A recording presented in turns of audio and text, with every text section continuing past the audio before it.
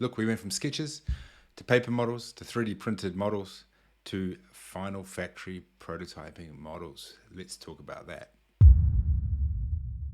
So if you're new here, we talk about product development, and this video is about the top box we've been developing for the last couple of months. So a couple of weeks ago, I received the top box, and let's just check out the video quickly, huh?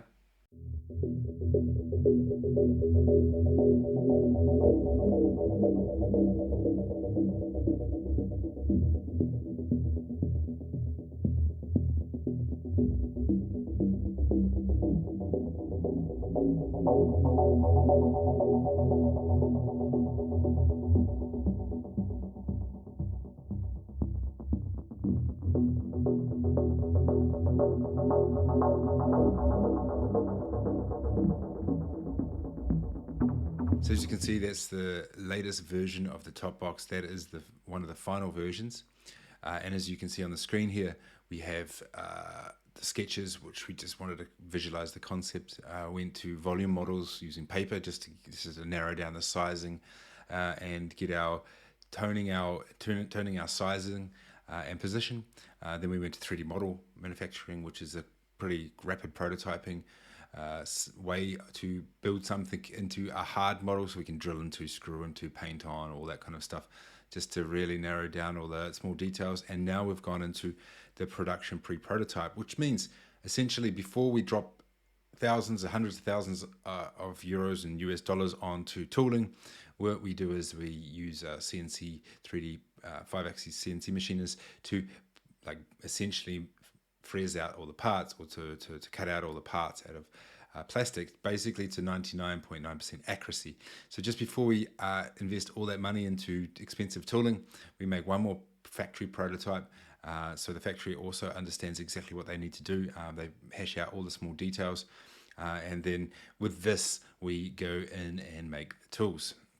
So it's a major step we have achieved right now, and we are still making changes, and I'm going to jump into those changes now. So this video, I just want to show you once you get to a certain point, you have to do the DFM, design for manufacture, and you get into the details, and these are the boring parts, and these are the ones that actually take so long. So we're talking about tolerances, we're doing with material shrinkage and all this kind of stuff. So it's like the painful part of the process. Is not fun at all, and it's quite risky. So if you make a change, it's very painful to change in the future.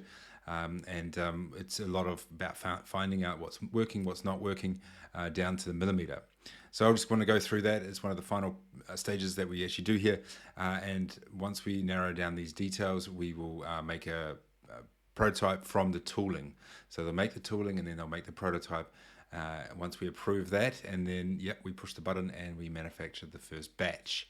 So let's just jump into the computer. So one of the first things we had to look at was this is in no kind of order of importance. I'm just cutting out some PowerPoints that we use to show the engineers what we want changed, what we need updated, and the production guys that know exactly what we need to change. It ranges from materials right down to manufacturing techniques. So we're looking at the backrest here. So this one is made out of rubber for the prototyping. So it's real rubber. It's too hard. We put somebody on the back here, the boss. And the boss said within seconds that, they've got pain on their vertebrae. So we are looking to change that design depending on the result from the current design using the correct material. So if you're worrying about hardness, or you're thinking about hardness, what is hardness and how we communicate that, there's this graph up the top here. And you have Shore 00, Shore A, and Shore D. Shore D is generally harder plastics, and A is the softer rubbers and plastics. So it goes into that. So for example, if you think about a hard hat, a D80, so that's the hardness of that. Rubber shoes, I think shoes are generally 60. Rubber bands are much lower than that, for example. But this gives you kind of an idea of what we ask for. So if you say A40 next to something that's rubberized, then you know that it's a Shore A, and it's out of 140 softness. So that's what we looked at now. So we got to test that and finalize that. And if it doesn't work, we've got another little design here that cuts out the vertebrae, so they're much more comfortable. Not only that, is we've actually got ear padding behind that. So there's actually it's kind of like a hammock system for the back. So when there is acceleration, they kind of just float in and out of that position.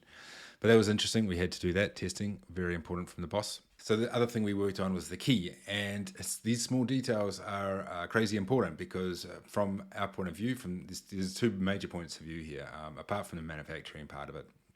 One point of view is from the logistics, and the other point of view is from the client. So starting from the client, they generally want a key that is kind of ergonomic, easy to use, and also ties in with their other products, so they don't have to have like 20 keys on their keyring. So we're trying to work that down. And the other way is logistics. So if we're manufacturing, we have to send these keys out or these parts out to all different warehouses around the world, so they get to you within a few days. So we have to do that, and we have to concept out how that's handled. So if we have several different types of keys, we have to figure out what's the best way to do that, because we can't just make a bunch of keys and send them out. We have to pay for those keys and then ship them and keep them in stock as well. So we don't want to be out in stock either. So, and these are quite expensive keys. We're using high quality ones, and they are very, they're not cheap. So that's also a cost factor. So there's many factors for a simple thing like a key, but we work through that as well. But we've got a pretty good solution, and we also design the key as well. This is the design we've got here that I worked on, and we will run with. So do you like it? Let me know in the comments down below.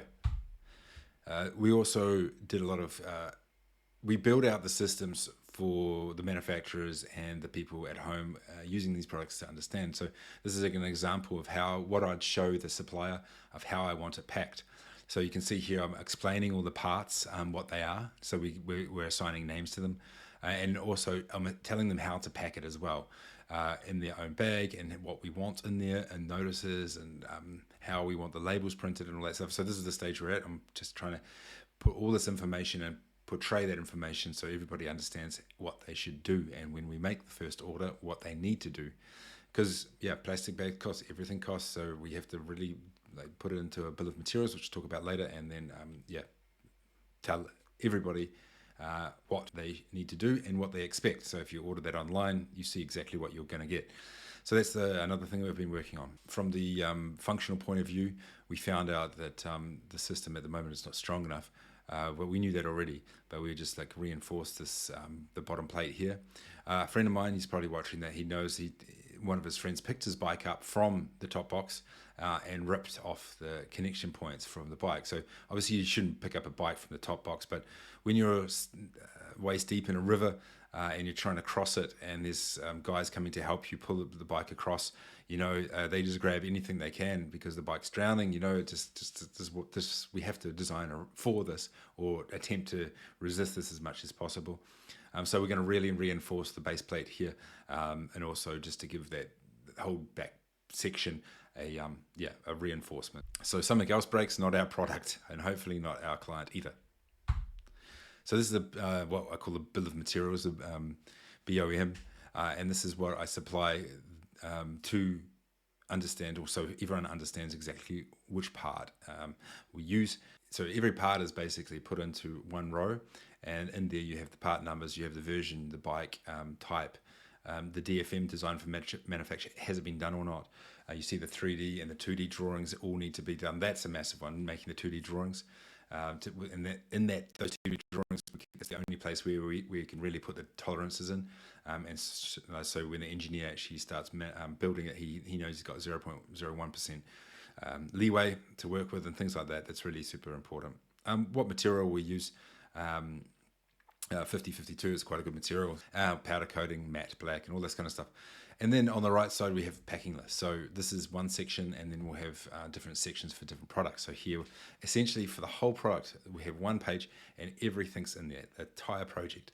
And then from there, in the packing list, we can pick and choose one quantity and how many we want per set. And at the bottom we get a final price for that, what it costs to manufacture it. And then after that, we have to put on all the customs and all the big story, there's other stuff going on there. But essentially, this is how we work. And this is how we really narrow down the price, and we find out we can use this for weight. So if a plastic part is heavier, we can figure out if one part is more expensive than the other, but it hasn't got any sliders. We can narrow down the issues with the part piece and compare it with different suppliers and stuff like this to really fine tune the product. So just give you a quick example. So we also worked on the fitting in it, because one of the big fitting in helmets, one of the big question marks around this was, can I fit helmets in there? And sure, we at the moment you can fit one full-sized XL helmet there. It's a 62, 60 or 62, and then a medium-size helmet here, which is the white one, and you can put it top up or bottom down or side to side, like on the image here.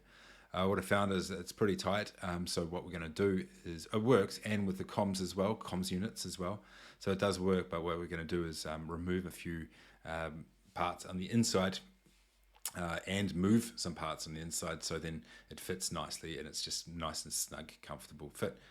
But yeah, we narrowed this and locked this down as well. So yeah, we also added in the patch at the back here because we're using HDPE, and we don't want it to be too labels everywhere. We want it to be nice and slick, and we are going to add a patch on. And if you want to, with a Lone Rider patch, you can see down here, front patch, SKU. What you can also do is add your flag, your logo flag as well, on there as well, and that also works. And we're going to use just a Velcro hook and loop system here, so that can be even removed from the multi panel. It's a bit versatile. That's what we also fine-tuned and locked down. Also, I build out all the packaging and all the labeling and all that kind of stuff. This is quite intense and quite important because we need to put warnings there. We get it translated into 4 different languages. We do German and French and Spanish and English. These are the main language we accommodate to at the moment. And then also, you can see at the top here, we've got this internal light packaging. So I have to do that separately. I can't put that in the top box because of batteries. This one is running at I think it's 1.75. I can't check it, but it's in there. It's 1.75. Over a certain voltage, you need to declare that and put battery stickers on it, and some carriers don't take that, or it costs extra. So what we have to do is ship that separately. So we'll send this top box with the internal light. The internal light will be included as part of it, and so I have to make the packaging for that, and I also have to explain to the manufacturer how to pack it and what we want. So I tested magnets, and I've got it here. We tried these little lights here, tried these magnets, and it just kept falling off. So we're going to switch over to hook and loop or Velcro to make that really secure. That's an example. We've got the sticker down here, and then we've got the outer box design packaging as well. So the actual box you see when it arrives on your doorstep. So all these details need to be hashed out. There's a lot more to it, but I'm just giving you an overview of what we've been working on here, the final details. Another thing we have been looking at is the seal and trying to get the IP rating working. There's an IP rating. So essentially what they do, I should put an image up here of what that means. Essentially, there's different types of IP rating. If it rains, if it's getting rain pressure from all different angles, or if it's submerged, it has different ratings. So we had some issues with our seal here, and we need to change the material of the seal, and we also need to change the design of the seal to glue it in there. So another option is to overmold it, which means use 2 different plastics, a soft one and a hard one. Just think about your toothbrush. It's a hard plastic but with a soft handle. That's called overmolding. That's another option, but here we're looking at the seal, so we can replace the seal if it gets worn. That's why we want to keep it like this. But we've been working on that, and also when we manufacture, we have to leave the lids open, so the glue can dry and not get moved. So you can't if you close the lid and then everything moves and all the glue gets squeezed out, it's going to cause a mess. So all these things we have to look at and test and work through before it even goes to production. Yeah, hinges as well. We work on these hinges. These are got torque hinges or resistance hinges. There's different names for it, but essentially when you open up the lid, it stays in place. And you've got ones that torque right to left, different to left to right. So we were also working on this. So we want a premium feel, and also you want to lift up the lid, and we want it to stay in place as well. So you don't have to hold it with your arm and you're digging through your stuff. It just stays up there, and we don't want any cables as well. It's a cheap way of doing it, but we're making a premium product here, so we're including these premium hinges as well. Speaking of premium products, we go through all the small details that we receive back. For example, up the top left-hand corner here, you've got a rivet, and this could be sharp, so we have to put into the QC documentation that every part needs to be checked so it doesn't cut the customer's fingers and things like that. That's really important, kind of small details. So every time we manufacture one, someone has to rub their finger over it just to make sure that it doesn't get to the customer and they have issues, or the screws the wrong sizes, or we reduce the chamfer, all the net design and things like this we're working on, and the closures, just refining everything. Also the finishing, you see here, it's got this shiny finishing. We don't like that. We want matte, brushed. It's much nicer. It's stainless steel, so you can bring out that material quite nicely. We're refining the tolerances. Also the lock wasn't staying up, so you needed two hands. If you open the latch here, it would just fall back into place the whole time. So that was really annoying. So we're going to put a spring ball in there to keep it open. Nice little feature. And also, for example, these pop rivets here, they're ugly. So we're going to put a flat head in there, flat head rivet in there, the ones like in the sides here, just to make it nicer. But we have to buy a new machine for that, special machine. And also when we have to rivet on two sides. So when you open the lid, we have to rivet on this side on an angle and this side on an angle. So we have to make custom machines and custom jigs to actually do that properly. It's quite a little bit complicated and investing in tooling, or actual machines. But we've got a good machine guy that can do that for us. But yeah, we're swapping those out. Those are cheap. You can do them at home. We're not interested in cheap. And the other ones are much stronger as well. So we'll use those. So that's it. We are almost there. We are really almost there. We're going to send these changes back to the supplier and the factory there, and we are going to get this final details sorted out. And then then we'll be almost ready, on track, and ready to produce the first batch. So stay tuned. Subscribe if you like these kind of videos. It's explaining what we do here. We love making them, and just sharing with you guys what goes into making these products. So subscribe down there. There's a button there. Hit the bell icon and the like button too. It helps us out a lot, and catch you soon.